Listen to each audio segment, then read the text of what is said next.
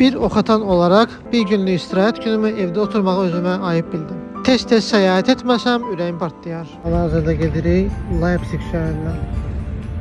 3 saatlıq yoldan sonra gəlib çatdıq Leipzig şəhərinə. Almaniyanın ən böyük dəmir yol vağzalı məhz Leipzig şəhərində yerləşir. Vağzal 23 platformadan ibarətdir. Demək olar ki, buradan bütün Almaniyanın şəhərlərinə yol var.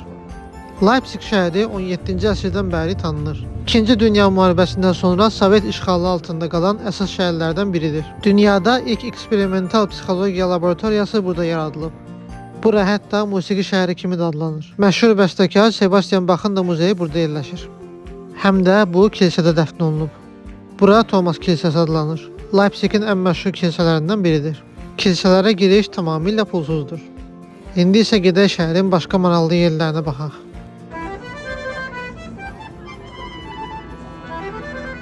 Şəhərin mərkəzinə gəldik. Burada isə köhnə bələdiyyə binası yerləşir. Hal-hazırda isə kənd muzeyi kimi istifadə olunur. Bu mərkəzi Polşanın Wrocław şəhərinə oxşatdım. Binaların tikiliş üslubu və görünüşü çox oxşardı. Yəqin ki, arxa fonda eşitdiyiniz bu musiqini hər kəs tanıyır. Bu, Rammstein rock qrupunun mahnısıdır. Bu qrupun vokal ifaçısı Till Lindemann bu şəhərdə doğulmuşdur. Rock həvəskarları üçün məncə maraqlı bir məlumatdır. Leipzigdə yeni tikililər azdır. Buna görə də şəhərin qədimliyi həmişə qorunur.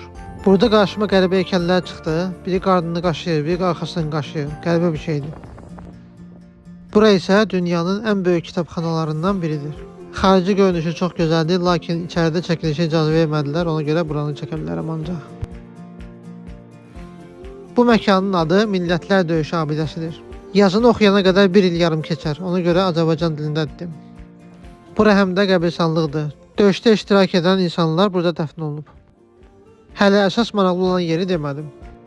Millətlər Döyüşünün abidəsi budur. Bu ərazidə Napolyon 4 ölkəyə qarşı müharibə etmiş və məğlub olmuşdur. O 4 ölkə bunlardır: Prusiya, Rusiya, Avstriya və İsveç. Bu abidənin içində muzey və müharibə haqqında məlumatlar var. Bura şəhərdən biraz kənarda yerləşir. Abidən yuxarı hissəsinə çıxanda isə bütün şəhər ayağınızın altında qalır. Hər yerdə olduğu kimi qəpik inancları burada da var. Ördəklər də oturub pulların üstündə. Şəhərdə gəziləsi bir yer daha var idi. Panoramik mənzərədən şəhəri seyr etmək. Lakin saat 7 olduğu üçün artıq ora bağlanmışdı. Çünki artıq evə qayıtmalıydım. İstirahət günün bir günü idi. Zəhrim var, nə var? 25 min addım atdıqdan sonra minirik qatara qayıdırıq Berlinə. Növbəti ölkə vloqları üçün səhifəmizi izləməyi unutmayın. Baba geldi kontrol. Hayır. Vallahi. Kontrol değil. Ama açma, internet yok atmır. Hayır güzel. Kontrol geldi. Ticket kontrol bir tek. Ticket kontrol. Şekil başla. Ticket kontrol.